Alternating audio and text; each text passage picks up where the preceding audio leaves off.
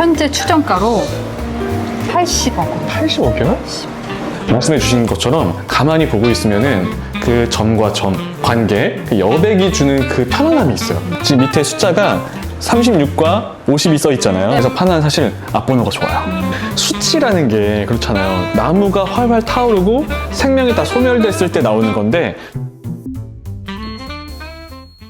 안녕하세요, 빈둥님들. 조수빈입니다. 저 오늘 특별히 도슨트계 아이돌 정우철 씨를 초대했어요. 네, 반갑습니다. 네, 네. 도슨트 정우철입니다. 제가 사실은 남촌 서밋에 이미 한번 왔었거든요. 근데 제가 우리 도슨트계 아이돌 우철 씨가 생각이 나는 거예요. 아, 진짜요? 부탁을 했죠, 와달라고. 맞아요. 갑자기 전화가 왔어요. 네. 그래서 너무 놀라시면서 정말 좋은 곳이 있다. 세상에. 네, 그리고 좋은 작품이 있는데 이 남천 서밋에 정말 하이엔드인 공간에 딱 맞는 현재 가장 인기가 많고 세계적인 화가들의 작품이 있다고 해서 예. 저보고 꼭 와달라는 거예요. 그렇죠. 그래서 오늘은 특별히 또 VIP 도슨트로 여러분들에게 약간 1대1로 하듯이 설명을 좀 해드리려고 해요.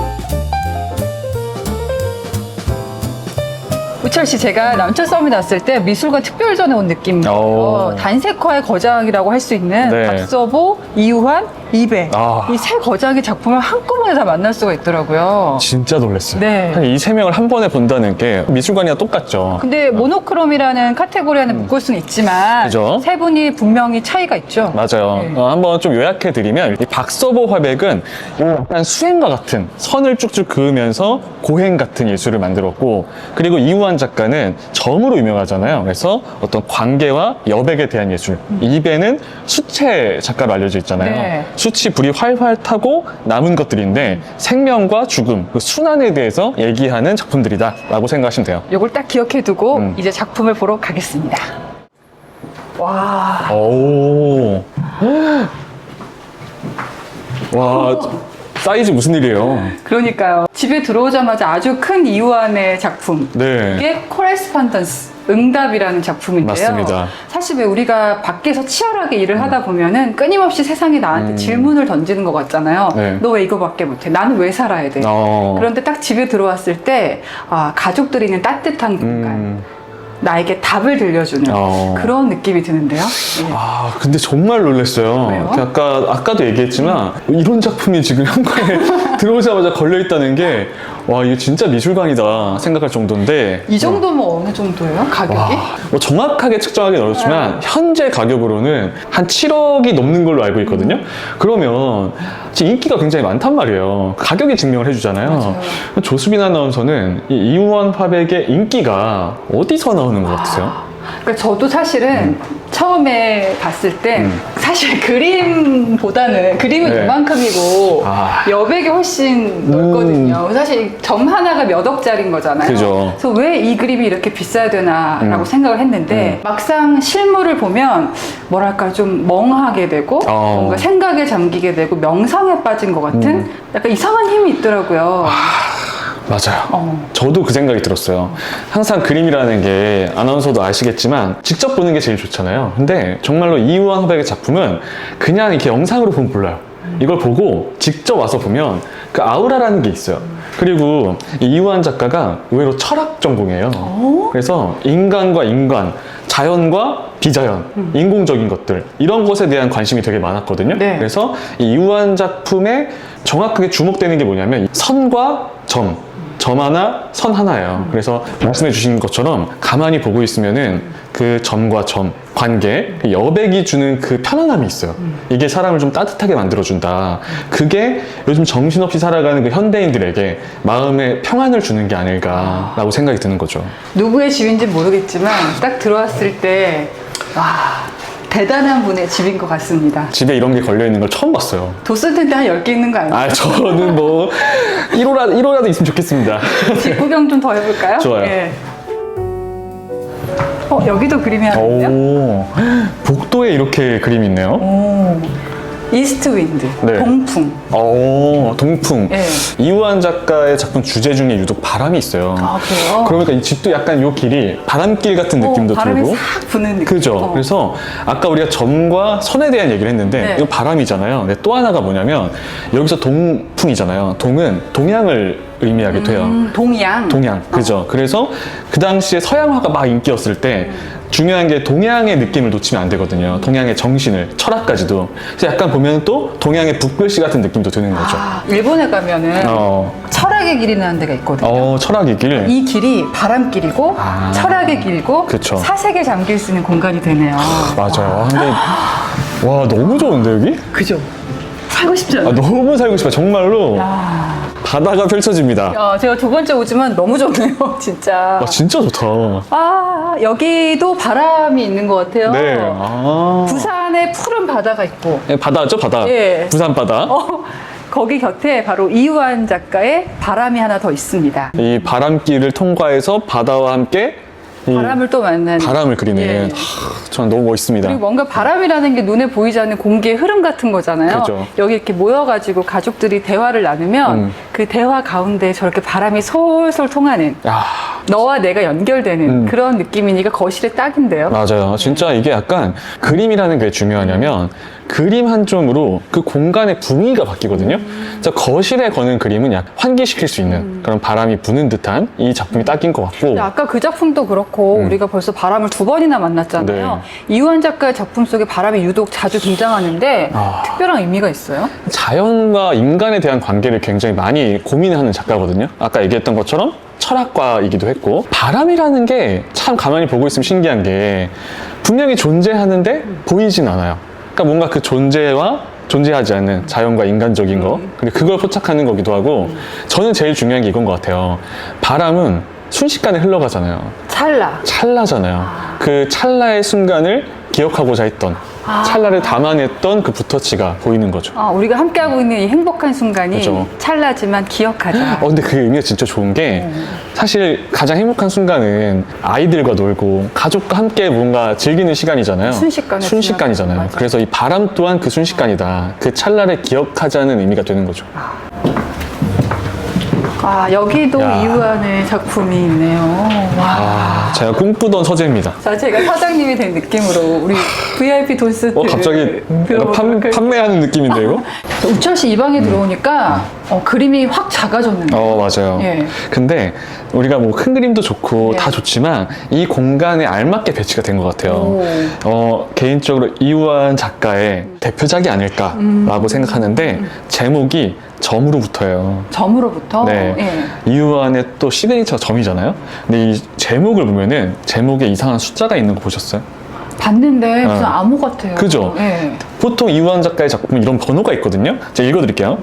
800115라고 써 있어요. 800115? 뭘 것 같으세요? 그림 가격? 가격. 너무 작아졌네요. 네. 몇 개 더 붙여야 될 것 같은데 이게 뭐냐면 그린 연도예요. 1980년 1월 15일이죠. 그 날짜를 기록해 둔 거예요. 점으로부터. 사실 우리가 생각할 때 이 점을 찍는다는 게 별거 아니지 않나, 누구나 찍을 수 있는 거 아닌가. 근데 이우한 작가는 세상의 모든 것은 점으로부터 시작된다. 점을 딱 찍는 순간. 왜 우리가 그런 것도 있잖아요. 처음 딱 글을 쓰고 마침표가 찍는 순간 새로운 내용이 시작이 되거든요. 그것처럼 자신의 출발과 시작을 알리는 거죠. 예를 들면은 왜 칸딘스키란 화가도 책을 썼잖아요. 점, 선, 면. 점이 존재인 거죠.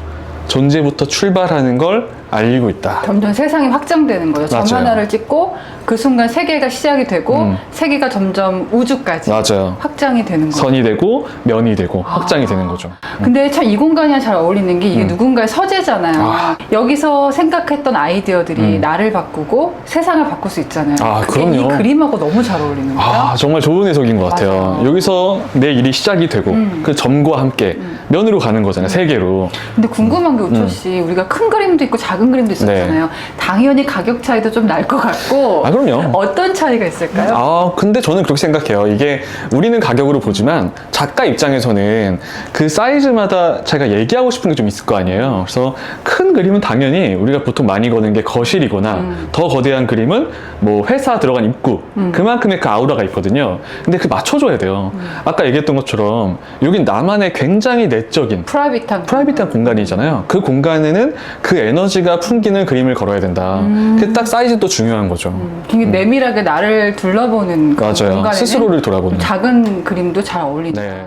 근데 궁금한 게 사실 이완 하면 역시 점이 대표적이잖아요. 근데 캔버스에 점 하나를 딱 찍었을 뿐인데 의미는 알겠어요. 근데 세계 시장에서 왜 그렇게 인기가 많은 걸까요? 이게 약간 동양적인 느낌도 있고 그리고 이걸 기억하면 좋을 것 같아요. 점을 찍을 때 우리는 그냥 콕 찍는다고 생각하지만 한숨에 한 번을 찍어요. 그 점을 찍기 위해서 아마 수많은 시간, 긴 세월 동안 연습하지 않았을까. 그러니까 한 번에 한숨에 적당한 숨을 내쉬면서 하나를 찍는 거예요.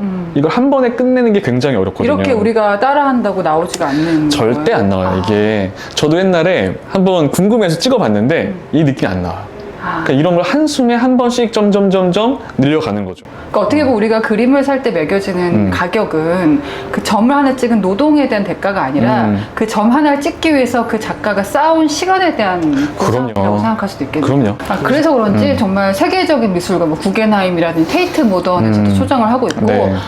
BTS RM이 또 이완 작가 작품을 소장하고 있잖아요. 빼놓을 수가 없죠.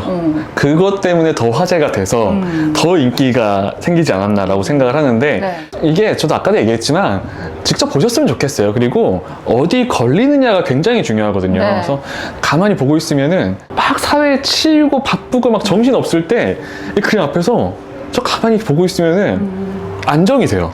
마음이 좀 비워지고 그래서 비움의 미학이 아닐까라고 생각도 들어요. 그러니까 삶과 우주, 자기 존재를 돌아보는 것까지 가능하기 때문에 그쵸. 컬렉터들이 세계적으로 이 이완을 사랑하는 게 아닐까 싶습니다.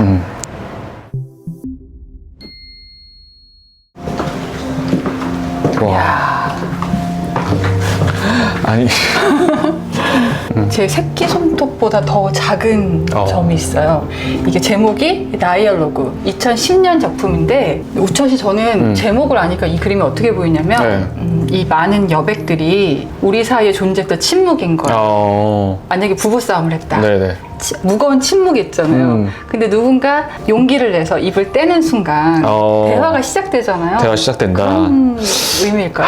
대화가 시작돼야 또 관계도 이어지고 또 관계에 대한 이야기가 나오니까 이 공간도 굉장히 중요해 보이고 침실이죠. 침실이 걸려있는 그림이라는 거. 그래서 이완 작가는 항상 이 점 하나와 이것만 보는 게 아니라 오히려 여백이 더 중요한 것 같아요. 이 순수한 여백에 뭔가 하나가 딱 시작되는 순간, 점이 시작되는 순간 퍼져나가는 거잖아요. 그래서 대화 이게 아닐까라고 생각이 들어요. 그것도 있고 아까 작은 작품일수록 내밀해진다 얘기했잖아요. 내밀하고 친밀해지죠. 아까 서재를 지나서 여러분 여기 침실이에요. 가장 대화와 내밀하죠. 소통이 중요한 공간. 그죠. 항상 이완 작가는 그러니까 전 이게 이 기획을 누가 하셨을까? 맞아요. 구성이 너무 재밌고 이 여백의 점 하나가 이 작가가 얼마나 많은 생각을 했을지 자연과 인간의 관계 또 뭐 타인과의 관계 이거에 대한 그 출발 그걸 점으로 표현하는 게 이제 좀 많이 느껴지는 것 같아요. 보고 그리고 있으니까. 뭐 제 상상인데 애인이나 뭐 배우자와 냉랭한 관계가 만약에 침실에 이런 그림이 있어. 그 누군가는 그 침묵을 깨트린 그죠. 그런 용기를 낼 수 있는 것 같은. 되게 좋은 것 같아요. 우리 빈둥님들도 구독을 누르시는 순간 저와의 대화 관계가 시작됩니다. 친밀해지는 거죠.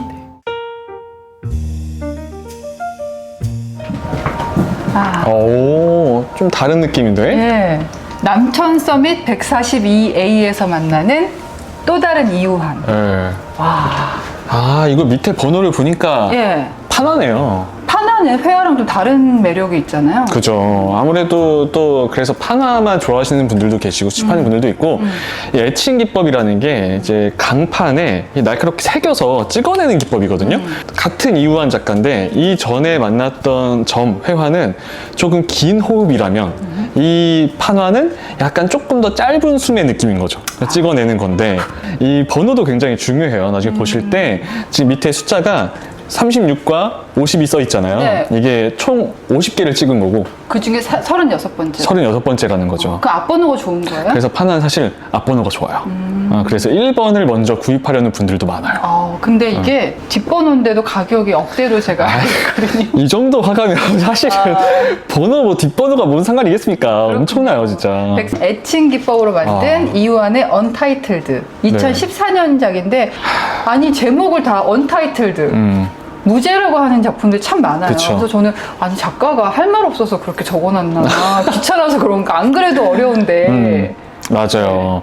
이 질문을 의외로 좀 하시는 것 같아요. 여러분도 아시겠지만 추상화에 유독 무죄가 많아요. 그러니까. 그게 왜 그러냐면 자기도 모르는 거 아니야? 무슨 그림인데? 아니야. 그게 뭐냐면 이제 추상화라는 게 정확한 형태가 없잖아요. 그러니까 무언가를 보고 재현한 게 아니잖아요. 그래서 보는 관람자에게 제목의 영역을 맡기는 건데 즉 내가 뭘 적어 놓으면 사람들은 그것만 보려고 하잖아요. 그래서 무죄라 해놓고 보는 사람에 따라 느끼는 대로 제목을 지으라 이거예요. 다르게 해석해라. 그죠. 그래서 이 추상화가 특이한 게 뭐냐면 보는 사람마다 내가 살아온 환경에 따라서 느끼는 게 달라요. 뭐로 보여요? 저는 못자국으로 보여요. 못 자국이고 조수민 아나운서 어떻게 보이세요? 저는 어딘가 제가 흩뿌려놓은 흔적인데 흔적. 빙빙 돌아. 아, 부산에 왔는데 또 왔어. 내가 점을 하나 찍고 간다 오늘. 좀 약간 그런 느낌도 있어요. 보고 있으면은 관계에 대해서 얘기했잖아요. 멀어진 슬프다. 당신과다. 요즘 힘들어요? 좀 힘듭니다. 요즘. 그래서 추상화는 무죄인 이유가 상상에 맡기는 거다. 그래서 보는 사람마다 자신만의 제목을 지으라는 거야.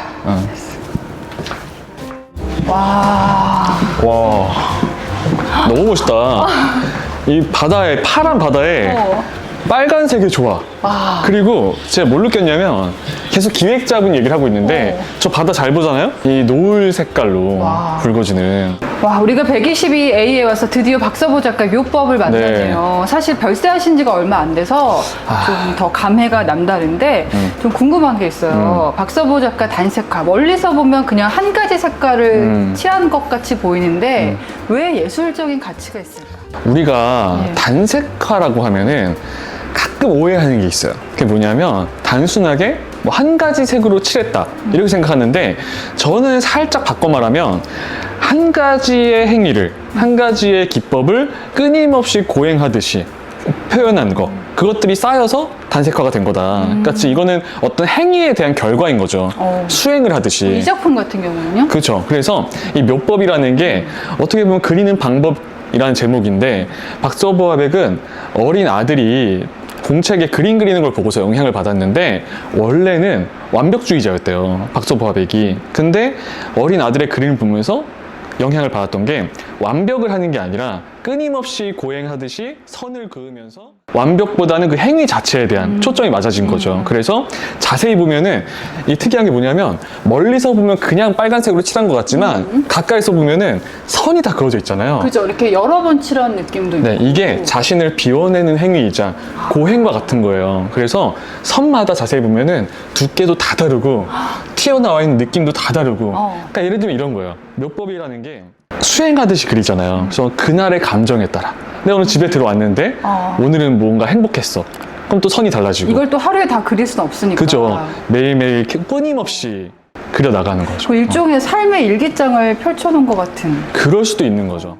이우환 작가의 점이 하나도 똑같은 게 없다고 그랬잖아요. 박서보 작가의 그런 선도 하나도 같은 게 없는 거겠네요. 같은 게 없죠. 저는 그래요. 이 이우환 화백이 여백의 미라면 박서보 화백의 묘법은 그 삶에 대한 리듬이다.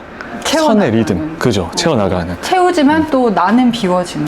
맞아요. 그렇군요. 사실 박서보 작가가 의미가 있는 게 홍콩 경매에서 수십억 원에 낙찰이 되면서 단색화 열풍을 시작하게 한 그런 사람이잖아요. 맞아요. 왜 박서보 작가 작품을 좋아한다고 생각하세요? 네. 제가 보니까 서양 사람들이 먼저 알아보는 작가들이 있어요. 그게 서양을 그대로 따라가지 않고 동양도 너무 동양 쪽으로만 가지 않고 그 중간에 잘 뭔가 조화가든, 그래서 박서보 화백도 물론 서양화도 알고 있었지만 재료가 동양적이잖아요. 한지를 사용하면서 이 물감이 스며들어요, 재료가. 이게 한지군요. 그죠. 스며드는 그 동양적인 느낌에 또 자신의 철학까지 더해지면서 서양 사람들이 보기에는 어떻게 보면 가장 현대적이고 가장 동양적인 작가가 아닐까. 야, 이러니까 우리 정우철 도슨트의 미술 해설을 갔다 오신 분들은 다 스며들더라고요. 우리가 오랜만에 이렇게 작품 보니까 제 단색화가 왜 인기가 있는지 알 것 같아요. 그러니까 우리가 참 바쁘고 현대인들이 치열하게 살고 있잖아요. 근데 단색화를 보면 뭔가 단순하게 정리가 되고 마음이 가라앉는 것 같은 그런 느낌을 좋아하는 게 아닐까. 너무 좋은 말이에요. 네. 그리고 제가 도슨트로서 딱 하나를 좀 말씀드리고 싶은 게, 실제로 해외의 한 유명한 작가가 이런 말을 했어요. 세상이 혼란스러울수록 미술은 추상이 될 거다. 딱 너무나 정신없고 힘들고 바쁠 때 이 예술가들이 그냥 점을 찍은 게 아니고 그냥 선을 그은 게 아니거든요. 자신만의 신념과 철학으로 만들어 나간 거잖아요. 그냥 점을 찍은 게 아니라. 그러다 보니까 희소성이 있죠.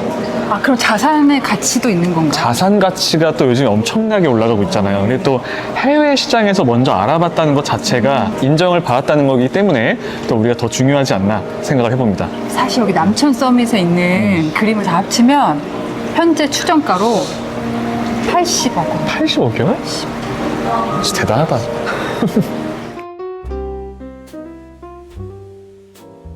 와, 와.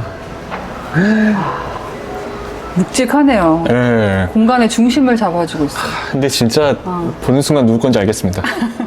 남천 서밋에는 이배의 작품이 2점 네. 전시되어 있는데 이 작품은 브러쉬 스트로크라고 써 있어요. 네. 이배 하면은 떠오르는 재료가 있죠. 너무 유명하죠. 숯이죠. 숯. 저는 그렇게 불러요. 와, 진짜 진정한 숯의 예술가다. 지휘자다라고 생각하는데, 숯이라는 게 그렇잖아요. 나무가 활활 타오르고 생명이 다 소멸됐을 때 나오는 건데 그 순환을 상징해요. 삶과 죽음, 맞아요. 순환. 네. 아, 그런 의미에서 숯을 썼군요. 네, 그리고 현대미술이라는 게 네. 사실은 이제는 테크닉의 영역이 아니라 재료까지도 굉장히 중요하다. 재료의 상징성. 왜 그 재료를 쓰는지도 중요하고. 그럼요. 아, 너무 멋있는데? 저 개인적으로 지금 본 작품 다 좋았지만 제가 약간 시각적으로 너무 멋있어요. 세련되기도. 맞아요. 이 작품 제목이 되게 좋습니다. 저는 불에서 나온 것. 이배 작가가 프랑스로 가면서 이 숯 재료를 쓰기 시작했는데 지금 보이는 작품은 2003년작이에요. 아, 그러고 보니까 아까 우리가 본 작품은 최근작이잖아요. 그죠. 그러니까 숯을 좀 밀어내는 그런 느낌이고 얘는 완전히 다른 느낌인데요? 정확하게 보셨어요. 그래서 최근으로 올수록 이 숯에 대한 그 본성보다 물질성보다 약간 그 밀어내는 작업이나 그 흐름을 좀 볼 수 있다면 이 초기작은 숯 그 본연에 대한 물성을 느낄 수 있는 거죠. 아, 그래서 이 작품은 일단 좀 옆에서도 보는 것도 굉장히 중요해요. 그 숯의 그 물성이 보이니까 다각도로 보는 거에 따라서 다르게 보이는 거죠. 모르고 보면 약간 자개 같은 느낌도 맞아요. 있어요. 네. 두툼하고 그런 느낌이 있는데 제가 지금까지 봤던 거장들의 작품의 공통점 알겠는 게 그게 주제가 됐건 방법이 됐건 어떤 하나에 몰두하는 거? 거기에 거장의 힘이 있는 게 아닌가.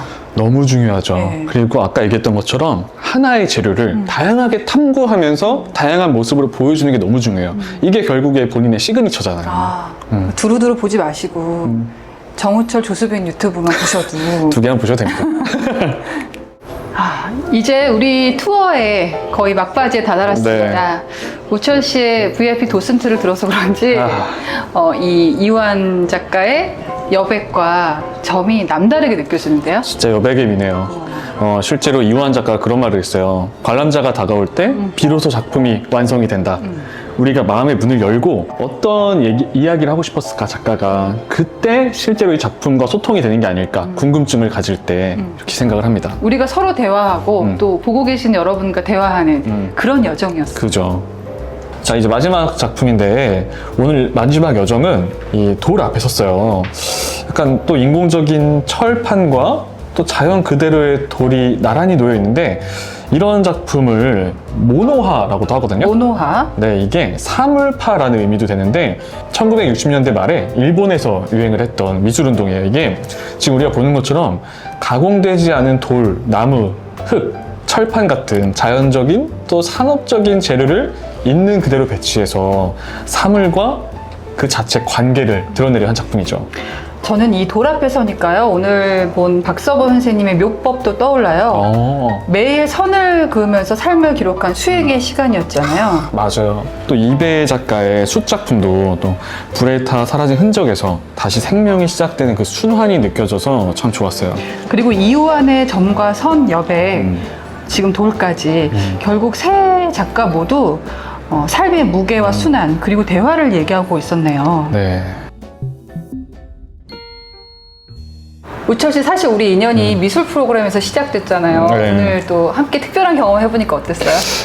사실 누나가 너무 막 기대하고 오라 그래가지고 큰 기대 안 했었거든요. 근데 그 기대를 충족시킬 만한 작품들이었고 보니까 확실히 이 단색화의 거장들 괜히 거장이 아니다. 네. 삶과 고난과 역경 그리고 그 순환을 얘기하는 게 이래서 철학을 해야 되는구나 라는 많이 느꼈어요. 우리 일하다가 많은 사람들을 만나지만 이렇게 누나 동생처럼 지내는 인연을 만나기 어렵잖아요. 어렵죠. 우리 구독자님들도 같이 우리 수행하듯이 열심히 살면서 이렇게 관계를 맺어가면서 좀 멋지고 의미 있게 살아갔으면 좋겠습니다. 좋습니다. 자, 우리 오랜만에 한번 해볼까요? 해보시죠. 예, 너무 오랜만이다.